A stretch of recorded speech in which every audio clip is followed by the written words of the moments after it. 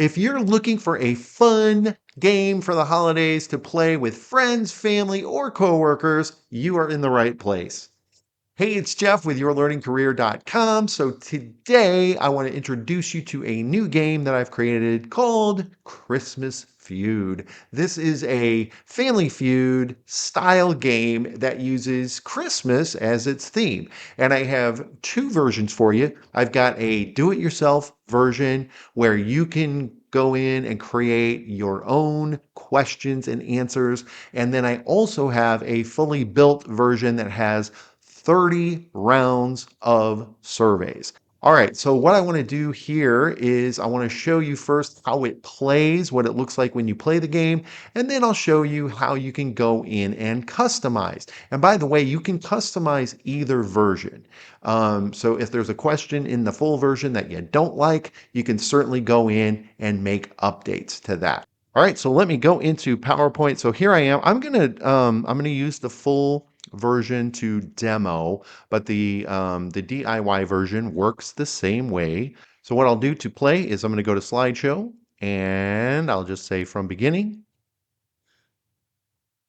And when it comes up, I am going to enter teams and we'll say Holly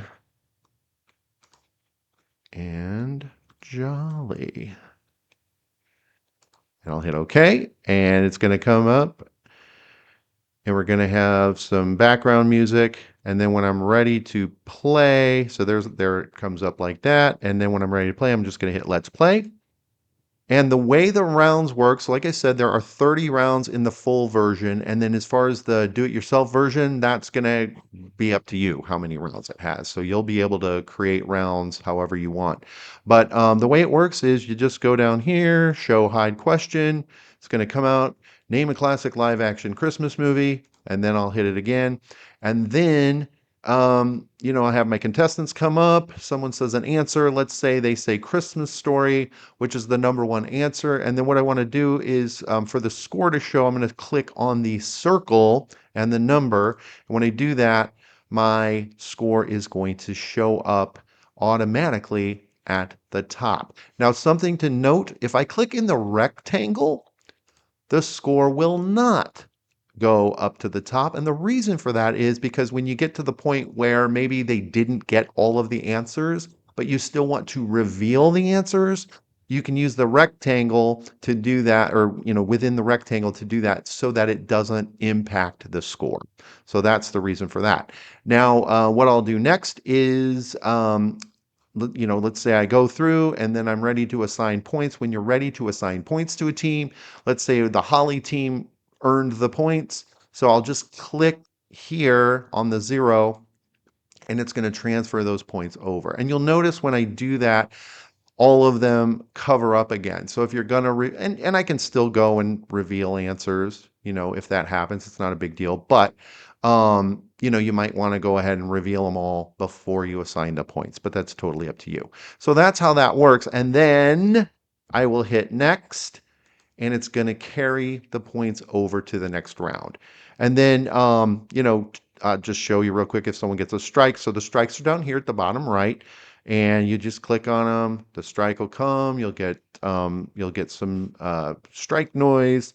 And whenever I get to the third strike, this is going to stay.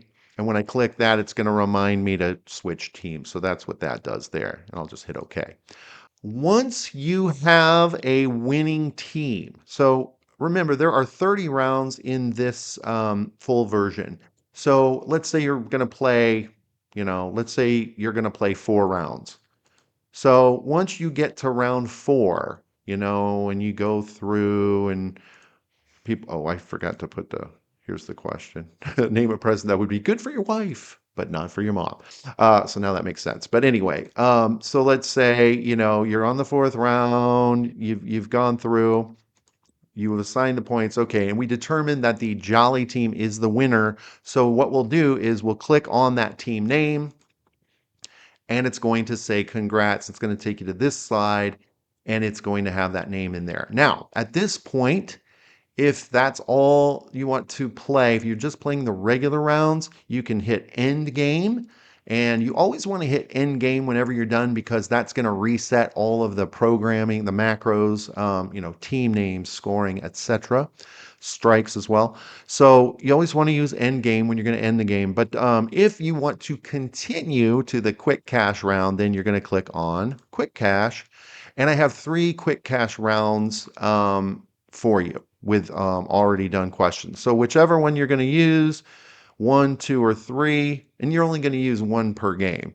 But since this is my first time, I'll go to quick cash 1 and it's going to take me here. And basically, with this, the question is not on the screen. The question will be on the host answer sheet. And so if you're using the do-it-yourself version, you're going to want to make your own host answer sheet with whatever you come up with for the quick cache questions and answers. But for the full version, it is on the host answer sheet. It's also in the slide notes. So the way this works is the first person that's going to do the fast money or quick cash round, they're going to have 20 seconds. You can either use the timer here. If I click on the clock, it's going to have some music and it's going to see how the circle is fading. So that's going to go for 20 seconds and then it's going to give you a buzzer sound. Or if you want, you can use your own timer. You can use a timer on your phone or whatever. That's fine. But then basically you're going to ask the question and then you're just going to use the host answer sheet to know what how they did. So, if they got the number 2 answer and you're just going to click on whatever applies. And then if time may or may not go off before they're done, and you've got the points there, and then you're just going to go to the next round using the arrow down at the bottom right. And now the second person's going to guess. They have 25 seconds. And so, once again, you're going to read the question, you're going to have the timer go, and you're going to go through and, say their answers. There might be repeats on this one.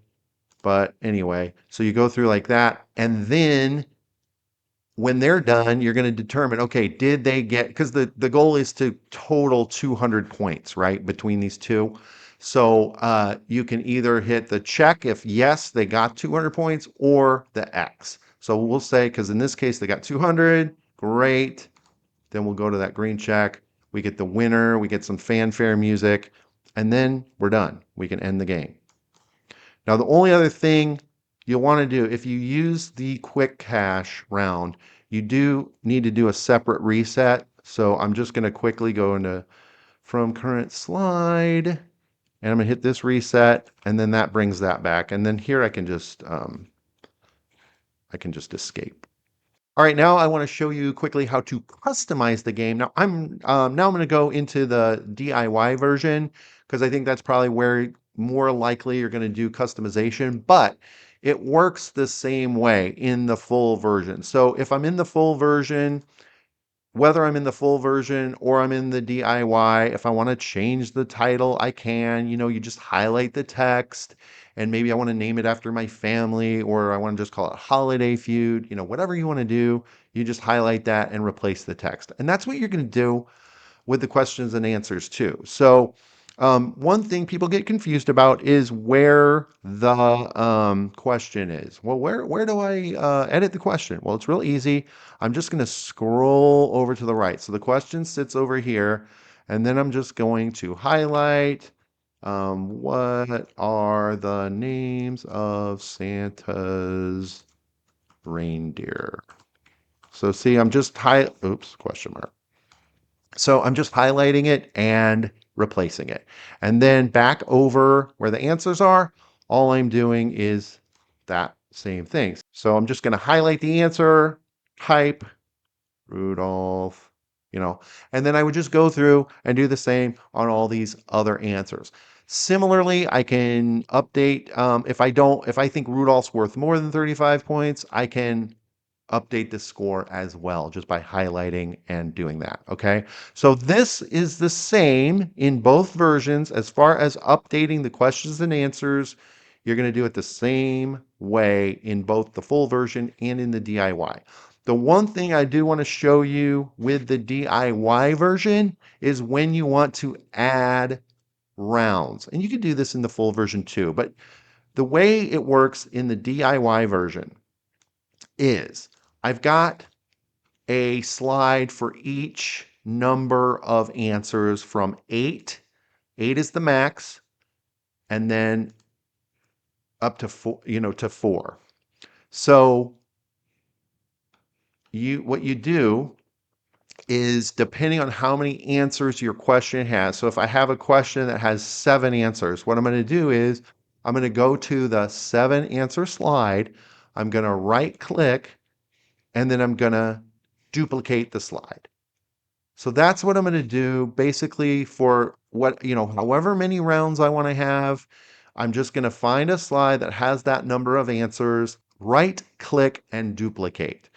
If you have more than 8 answers, I'm sorry, that is the max for the template. There's not really a way to add more. But if you have less than 4, you can, if let's say you have only 3, I mean, you can go in and you can delete this answer and that's fine. And then you can have 3.